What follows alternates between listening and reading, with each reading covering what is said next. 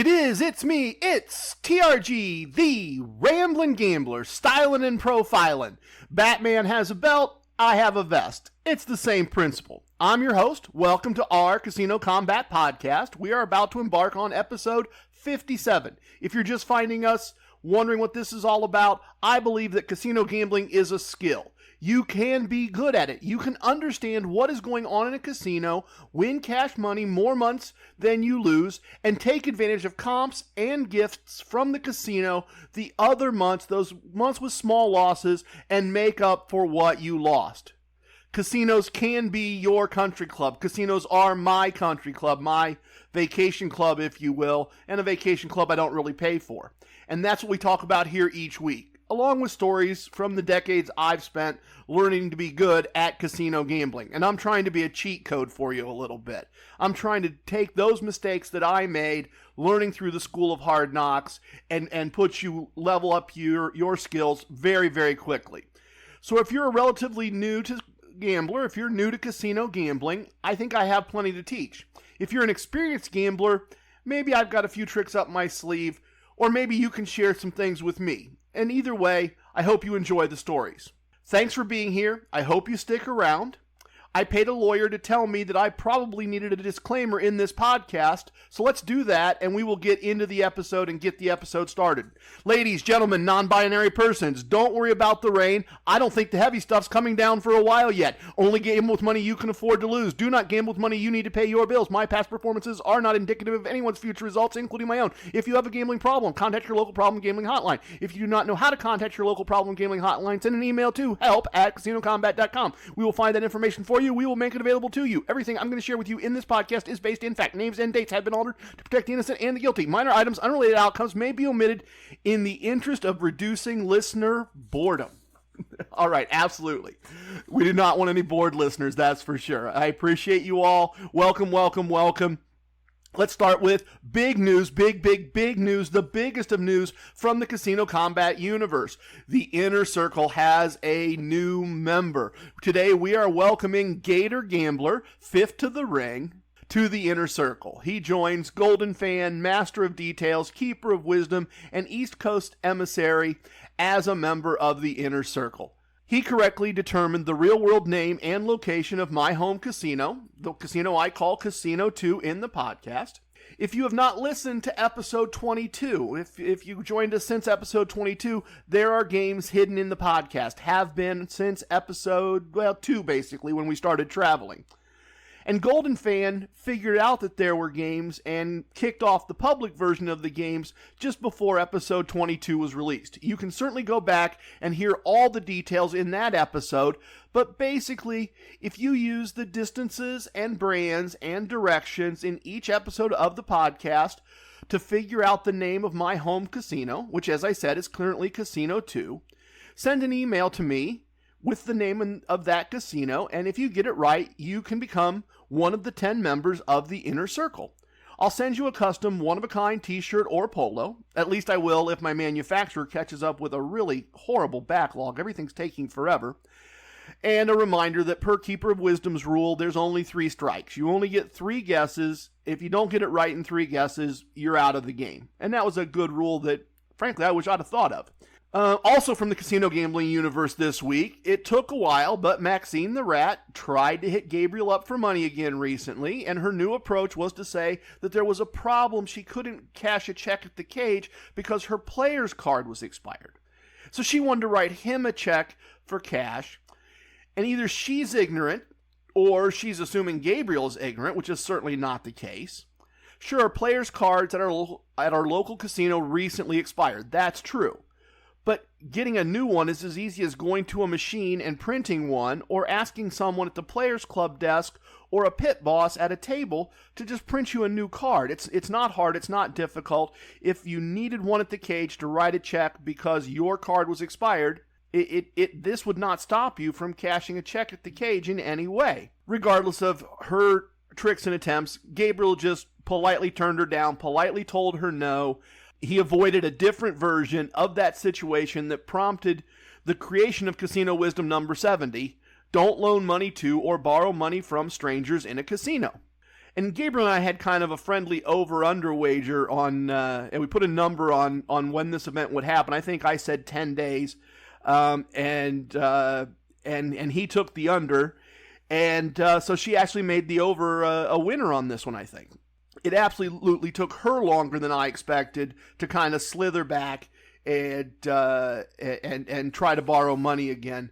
Just from talking to him, Gabriel's obviously very happy that he's out of that and he's not going back in it again by handing over money. He feels fortunate to have gotten paid back, and I think he was fortunate to get paid back.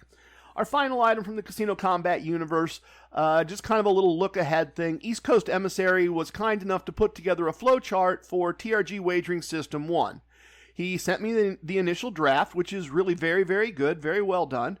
We're going to get Fred reprogrammed so that she can distribute that along with the other items that Fred distributes. Fred is the podcast email bot. She watches my inbox for me whether I'm around or not, and she responds to various 2-word codes in the subject line. If you send an email to trg@casinokombat.com, spelling combat with a K, of course, and you put the 2 words get wisdom in the subject line, she will send you a link to download the current and complete list of all the casino wisdoms and the episode where they were first discussed. And if you put the 2 words slot tactics in the subject line, she will send you a link to download my ebook. And my ebook is called Casino Kombat Slot Tactics, and it describes the process that my team and I go through to easily win money playing slot machines almost every month. I think we're at 2 losing months out of 13. I think is where we stand. So 11 winners, two losing months out of the last 13 months. So, as I said, she'll send you a link to download the book. The book's free. I'm not going to try to upsell you or downsell you. I don't have anything to sell you. I'm just happy to send out this book, and I did it as a book because it would be a boring podcast, in my opinion. It would take, it's 28 plus pages. A normal podcast script is less than 16 pages. So I didn't want to talk you through the whole book and the charts and everything. But Fred will be happy to send you a link to that book, as I said. All right, I think that's it. Well, as always, Gabriel and the Jet have not checked in yet, but I think that's it around the Casino Kombat universe this past week. So what am I going to talk about today? We're going to have a core concept segment and talk about a table exit strategy that I rarely have reason to use. I rarely have the situation to use, but it came up this past week twice, and I thought I'd share it with you today. I have a new casino wisdom for you, so we will have a moment of casino wisdom and talk about a brand new one. I really didn't do any, air quotes, traveling last week, but I did do some gambling, and I'll quickly share those results and observations with you before we finish up in the virtual VIP lounge with a story that aligns itself well with our new casino wisdom. In fact, it's a story about an event that firmly convinced me an idea I had put to use for years was the best way to handle a somewhat common casino occurrence. So that's our episode. Core concepts, a moment of casino wisdom, a quick travel segment, and then some sips and a story in the virtual VIP lounge. I'll get all that started for you next.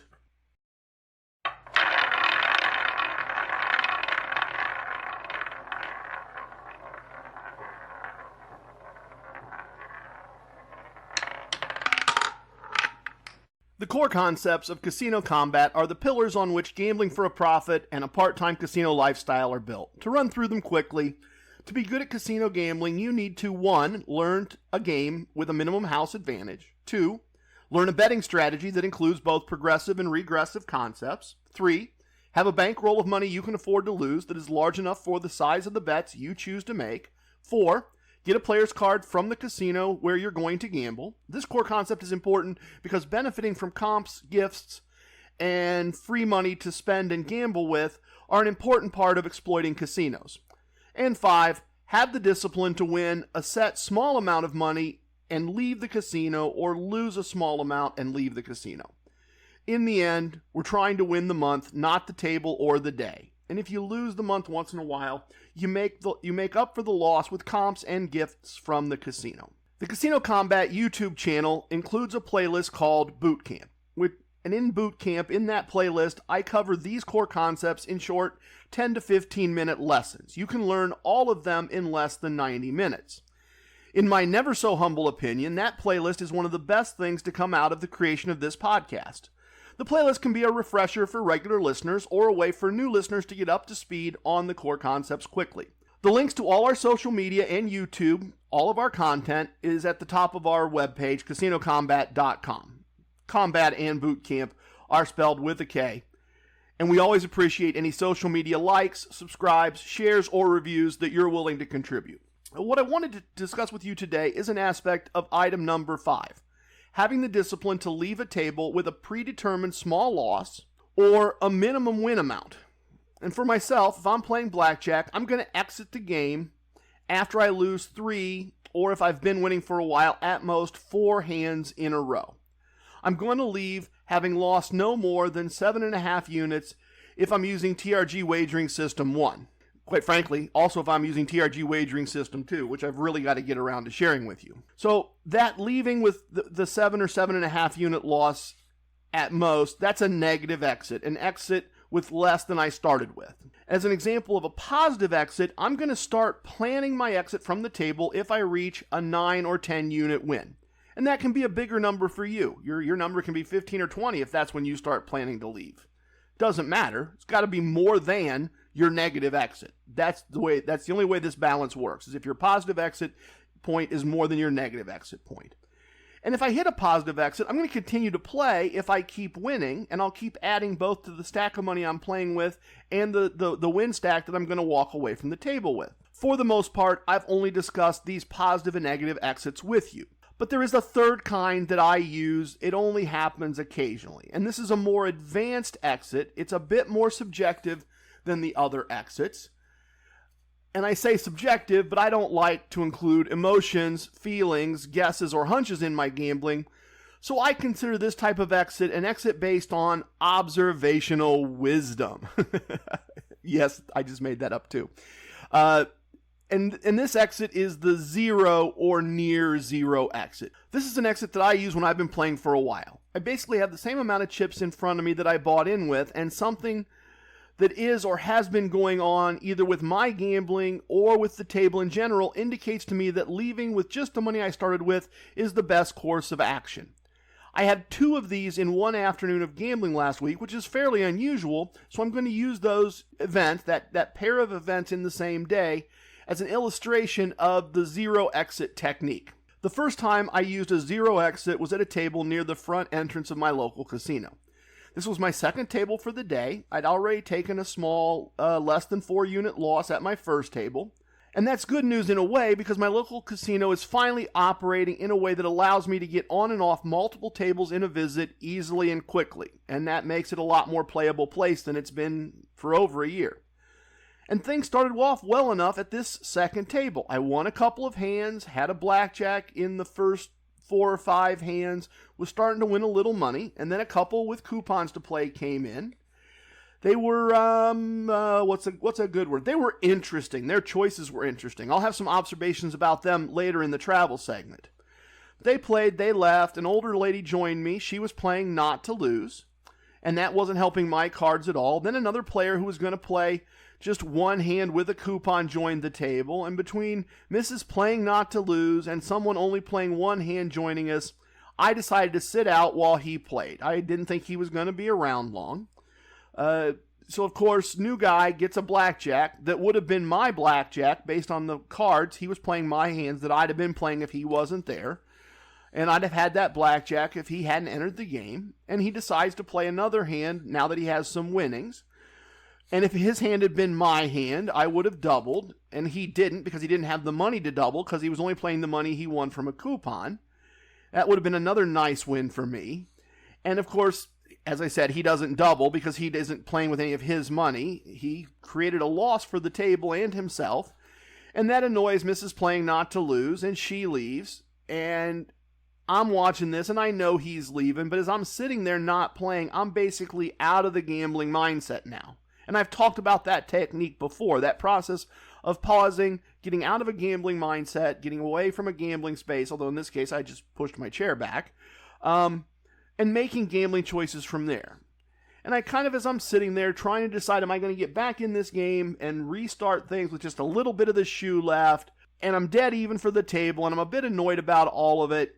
And this kind of reminded me of Casino Wisdom number 67, as created by friend of the podcast, The Walking Wikipedia. That wisdom teaches emotional control is perhaps the most important casino skill. Don't play in negative emotional situations. I looked at the fact that I was annoyed at how things had gone at the table. Certainly a negative emotion. Annoyance is a negative emotion, at least for me. And with exactly the same money in front of me that I had started the table with, it was a perfect zero exit situation. I colored up my chips, and I left. I recorded the table simply as a note for the podcast, so I'd remember to have this discussion with you. But otherwise, since it was a zero exit table, it was as if it never happened, which was, for me at least, an emotional reset, an unneeded emotional reset. So I took a little break. I saw some friends and chatted with some friends for a while. I found another table, almost at the back of the casino this time, well away from the entrance, where someone just wanting to play one hand would show up. I was hoping not to have that experience recur again, as it had already happened multiple times. Mrs. Playing Not to Lose joined me a few minutes later, and what followed was a long session, one in which I'd repeatedly lose an early double or a split, be almost out with a bigger than normal loss with that last bet on the table, and I'd win that and then manage to slowly come back and get to the point where I had a 1-unit win. A couple times I got up to a 2-unit win, and then I'd gradually get back to that, okay, this is the last bet, and then I'm out of here kind of situation, and I'd claw my way back again. And it happened over and over and over. And sometimes around the 6th, the 7th time that I got to that, okay, air quotes, here's my last bet. And as I was making that, I said to myself, if you get back to zero again, this just needs to be another zero exit table. It's not looking like a winning table, and if you test this long enough, it's going to become a losing table, and you're going to take a fairly hard smack. And I won that bet as I was having that realization, then lost the next bet, which was a 1-unit double, so it put me back kind of in that negative hole again where I'm trying to claw out. But by the end of the shoe, I had a profit. It was admittedly less than a 1-unit profit. It was just a few dollars. So I colored up. I acted on that thought process, that observational wisdom, that this was a table that I was just never getting any momentum at. I recorded it. I left with a very, very small, very tiny win. Basically another zero exit.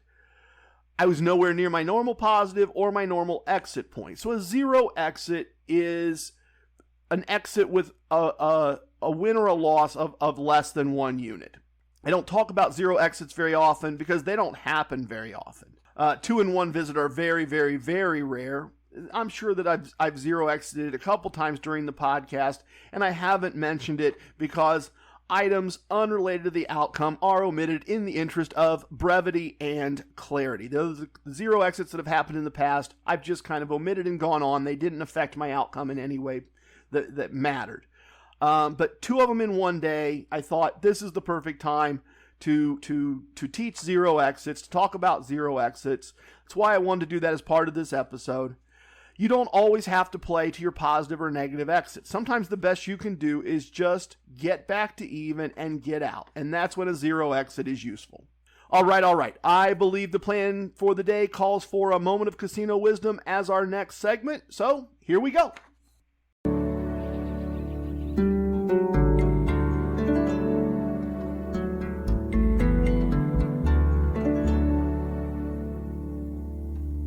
If this is your first episode, or you haven't listened to an episode that includes a moment of casino wisdoms are a combination of knowledge about casinos or experience with casinos, combined with an action to be taken as players in certain situations.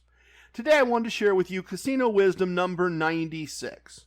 Casino Wisdom number 96 goes like this. When gambling with celebrities, you are both just gamblers until you make yourself a fan. This is a wisdom based on experience, not knowledge. Over the years, just at random, I've ended up gambling with a variety of actors, actresses, and athletes. In all those cases, or almost all those cases, it wasn't in some high-limit room at some major Las Vegas casino. It wasn't during some big event. It was just normal tables on the main casino floor at random Midwestern casinos. In fact, it was an experience this past week that prompted me to move this wisdom off the to-be-discussed list and included in our episode this week. And I want to kind of share that with you now, rather than put it in the travel segment, because it's, I think, more useful as a wisdom and as a teach than it is as just an observation. So I was gambling at my local casino last week, as you will hear in the next segment, and I had won more than my minimum walk out the door amount at a blackjack table. So I decided to put the extra winnings at risk gambling for my continued education at a craps table. As I was getting started, someone next to me was talking to the pit boss about a friend of his who created a product called Defense Soap, which is used by people who compete in combat sports. And I just kind of said, oh yeah, my sons use that all the time when they were wrestling in high school and middle school. It's a great product. I know a ton of people that use it. So he asked if I knew his friend who had created the project, and I said, I know him to see him. I know who he is, but I doubt he knows who I am. He coached for a lot of teams that my sons competed against when they were competing. So as we gambled and chatted, it turns out that he is Stipe Miocic's wrestling coach from college, and eventually one of his trainers during his UFC heavyweight title fights. If you are not aware, not everybody follows combat sports, Stipe is a 2-time UFC heavyweight champion, and he successfully defended the titles more times than any other fighter in UFC history. And when he mentioned that he had been Stipe's coach, someone else at the table immediately started saying how much of a Stipe fan they were, asking what Stipe was like, saying how they'd love to meet him, etc., etc., etc. And from my point of view, just my impression, the coach went into celebrity mode. A handshake, a big smile, a comment of thanks, he's a great guy, and then he kind of turned his back to end the conversation. I felt like the third gambler, by their actions, put themselves in the fan zone instead of the gambler zone. I've seen it before. Treat a celebrity like a celebrity, admittedly a minor celebrity in this case, and they treat you like a fan. What I've learned to do over the years is just treat them like another gambler. And in return, I get treated the same way. And in this case, over a few hours of winning craps, I heard all kinds of stories about Stipe's training, about behind-the-scenes stuff after his title wins. At various points, in breaks in the game, while dealers were making change, he pulled out his phone to show me pictures of himself with various celebrities, himself with the belt, himself with Stipe with celebrities, all kinds of fun things that a fan, air quotes, a fan, doesn't usually get to do. A fan gets a couple minutes, and it's kind of forced. But it was really natural, it was really normal for two gamblers just gambling to talk about all this kinds of other stuff. He shared his experiences, his stories with another gambler while gambling. I've shared my story in the past of gambling with Scott Wilson and his wife Joey Lauren Adams, and it was kind of the same thing. People would come up to tell him, she went to bed early, but people would come up to tell Scott Wilson how much they enjoyed his work in various things that he'd acted in. They'd ask for autographs and or pictures, and he was happy to accommodate them. But then he wanted to quickly get back to his gambling, get back to the game we were playing together. And I really enjoyed getting to experience him as a person, not as a celebrity. Not getting the smile and the handshake during the picture, but instead talking about our game, letting him tell me whatever stories he wanted to about his life, his gambling, some about his acting, but I just got to know him as a person for just a little bit. And later in the VIP lounge, I'm going to share a story about Gabriel and I meeting a very cool NBA star, and it was that experience and that example from the NBA star that his example kind of locked this casino wisdom in place in my mind. I've used it and remembered it ever since because of what he did, and I'm going to talk about that. And I'm glad that my experience with Stipe's trainer and coach this week, gave me a good reason to take this off a to-be-discussed list and put it in our official list of casino wisdoms. I've already updated everything. T-Rex has updated everything. Fred is more than ready to send you the full list if you'd like it, and it includes this newest casino wisdom. What do we have next? What did I say we were going to do? Oh, travel segment next. That's the next thing on our list. Let's find out how my somewhat abbreviated week of gambling went.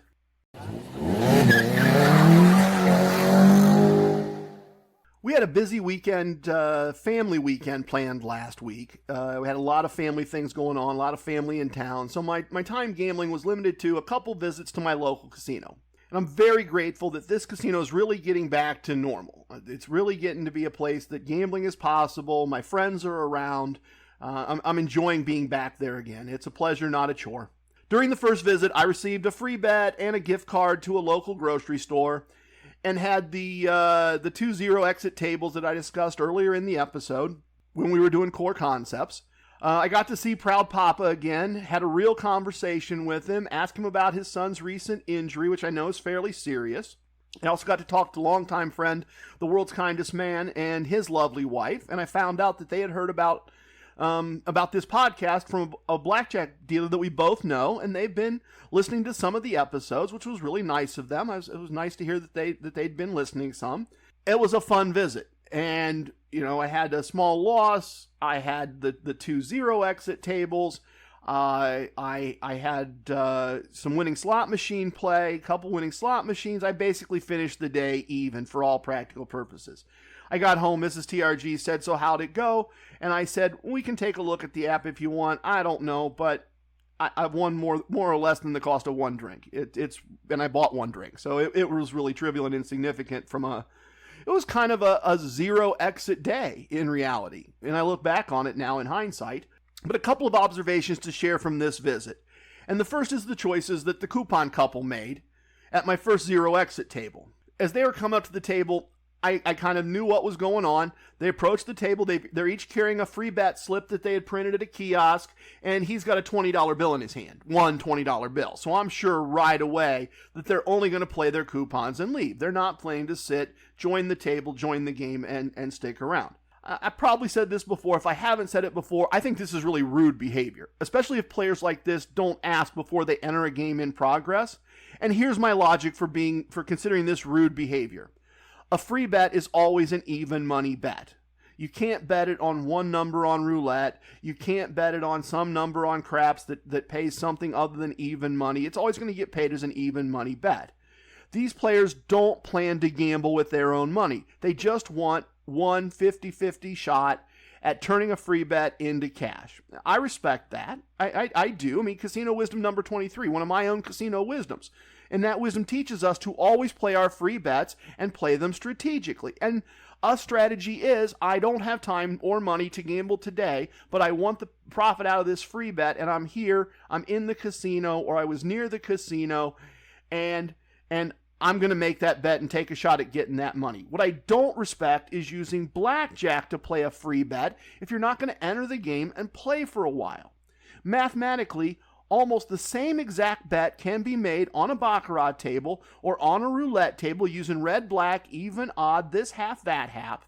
Playing those games for a 50-50 option doesn't impact anyone else in any way. It doesn't interrupt anybody else's game. It doesn't affect anybody but you. And to me, that's the right way to do it. Not to be rude, enter somebody else's game, change the cards, change their process, take time out of their game, all that stuff. It doesn't need to happen. There are more, better, politer, not sure what modifier I want there, ways to do this. There really are. Okay, sorry. End rant. So they've got their $20. It's turned into 4 red chips.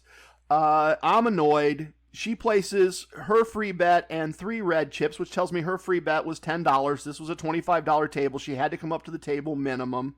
I'm assuming he took the other $5 and added it to his free bet, so I'm assuming his free bet was $20. And now I'm kind of wondering, why did you bother? I hope you aren't paying for parking. Parking's $16.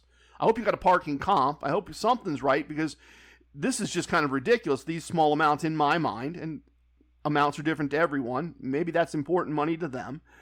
But anyway, he gets a blackjack, and I find out that his free bet slip is actually for $95. I'd assumed incorrectly. He was just adding the extra chip to his bet, not hers. So now I do get why they made a point of playing it. That makes sense. That's a good gambling choice now, in my opinion.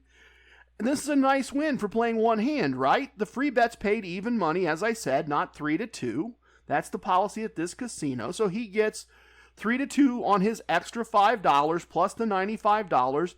$102.50 profit from that bet. She loses her hand. So as a couple, for just this few minutes of time, they're ahead $87.50, minus the $20 they bought in for and the money she lost. And now the bad choices start, in my opinion. They don't leave. Instead, she stands up and he stands there with her, and he bets his winnings, his $87.50, on the next 3 hands, loses them all, and walks away with $2.50 for their effort. Not a good hourly wage. At least not a good hourly wage for me. I shouldn't judge.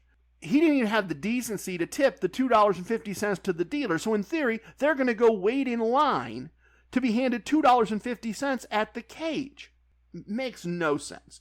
To me, a great example of why casinos make money, even if a few players who are properly prepared manage to win money on an ongoing basis. It doesn't really matter. It doesn't really stand out because you got these people that start out with, let's see if we can make money on this really nice $95 free bet, and then when they do, they gamble it all back and they lose it.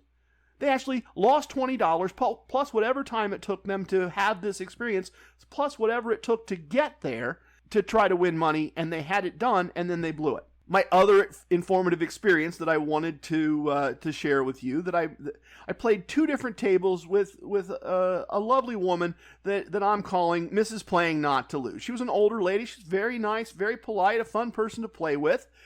But she really needed to apply Casino Wisdom number 53 to her gambling. And to remind you, Casino Wisdom number 53 teaches us when playing blackjack, playing incorrectly on purpose, and incorrectly means not by basic strategy, playing incorrectly on purpose is gambling to lose on purpose. It's gambling to lose hands you don't need to lose statistically. I'm sure she didn't realize it, but she was literally gambling to lose on purpose. Our second table together was my long, slow, almost lose and recover table that ended with a 0 exit when I came back from the, 7th, 8th, almost out of the table and managed to claw my way back, as I shared earlier. As I watched her play, she would lose hands that players normally lose, things like a hard 17 versus a dealer's 10. You don't win those very often. And then the next hand, for example, a next hand she'd be dealt would be a hand that basic strategy would say to double, but she'd look at her chips and look at her cards and decide not to take the risk of the double. She'd just take a card instead, and she'd win. But she didn't double, so she didn't get the financial benefit she should have gotten. Her chip stack didn't go up as much as her chip stack should have gone up. Or it wouldn't be a double, it would be a hand like a 2-card hard 16 against a dealer's 9, a hand that should be hit. And she wouldn't take a card, and the card she didn't take would come out next, and it would have given her a winning hand. She was playing not to lose. She was playing to play as long as she could play.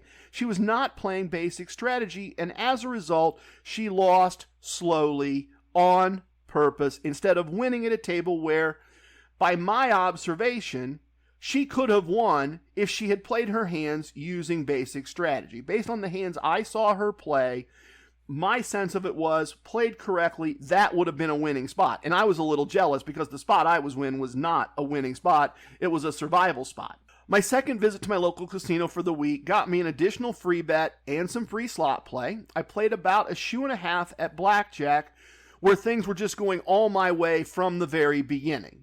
I reached my positive exit point very quickly, started protecting my win, as I've discussed with you on a couple of occasions, while I continued to play, but I was going to make sure I left that table with a win. Eventually, when I hit my time to leave, I left the table having just more than tripled my money. So my buy-in, plus my buy-in again, plus my buy-in a third time after that. The equivalent of 3 times what I bought in with is what I left with.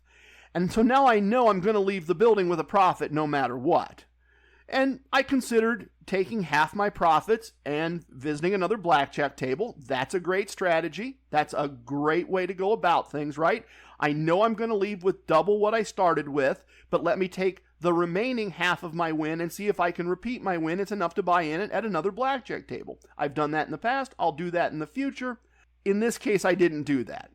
I knew I was going to leave the building with a profit no matter what, and instead of taking half my profits to another blackjack table, I took them to the craps table to continue my process of learning to play craps and trying to see if I can casino combat craps in a way that's fun.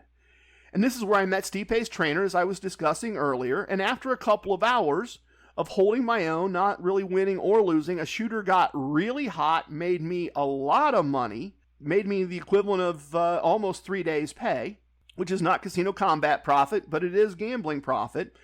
I finished up playing some blackjack with Gabriel to hear about his day, hear how things had gone for him, because we hadn't been at the same tables, and unfortunately he had not been having a good day. And I also wanted to make sure that both rush hour was over and a cocktail that I had had while playing craps was out of my system before getting on the road and heading home. And I did lose a small amount of money gambling with Gabriel at that blackjack table, and I did have a small loss on a slot machine on my way out the door. So for the week, not counting the craps money, right? Because that's really not Casino Kombat money, and then being transparent about it, I did win money there. But just doing Casino Kombat, just doing the things I talk about other than learning how to play craps and meeting a really cool person, I end up with a day and a half's pay as a win for the week. Not bad at all. Saw some old friends, made a new acquaintance, had a lot of fun continuing my craps education, not a trip anywhere, nothing fancy, no hotel room comps, just a solid basic Casino Kombat week where I never traveled more than 10 or 15 minutes really to get some casino time in, and it was productive casino time. If you're ready, let's finish up with a quick story in the virtual VIP lounge. A little bit of the bubbly. As always, I'm glad you decided to join me here. Enjoy our virtual VIP lounge where we have virtually everything, virtually all the time. Gabriel often enjoys a Woodford Reserve from time to time. I picked up a bottle this past week with some of my winnings, something to kind of treat myself a little bit. I'm going to enjoy a short pour of that today with this story. I encourage you to join me if you can. If you can't, pour yourself a virtual glass of anything you would virtually enjoy. And let me kind of just share this with you. And this is a short one. It doesn't include any crazy characters. It doesn't have any great lessons on how to win more money. But it is a story that happened in my local VIP lounge, and it illustrates how sometimes random things just happen when you live the casino lifestyle that I always talk about as a wonderful part-time benefit of being good at the game of casino gambling. It's also about an event that convinced me that my approach to gambling around celebrities is the best one for me. It works best for me. It's what I enjoy, how I enjoy those interactions the most. And this is the event because of what someone else did that indicated to me I had been onto something and how I'd handled things in the past and convinced me to keep handling those that way going forward. This story takes place on just a random Thursday. When I walked into the casino, there was nothing special about this Thursday. I hadn't read about anything going on. Just random Thursday, normal Thursday for me. And I went to the VIP lounge at my local casino, kind of just before 5 o'clock. I'd already won some money playing blackjack. And so my plan was just have a drink, see if any of my casino friends were around, and wait for rush hour to end. Because rush hour makes the 30-minute drive from my house like over an hour and a half. Might as well just spend the hour with my friends, and I still be home at the same time. It's just, do I want to spend it in the car in traffic, or do I want to spend it hanging out? So I sat down at the bar, and one of my all-time favorite bartenders, haven't seen her in forever, Rosa Sharon Cassidy, says to me, if you want to wait 5 minutes, and if you're going to drink Absolute, I'll buy you a drink. Didn't quite know what was going on, but I did know that the state that this casino is in does not allow drinks to be comped. That's not something that she's allowed to do. And so I just kind of joked. I said, Rosie, you can't fool me, Rosie. I know you're not allowed to comp us drinks.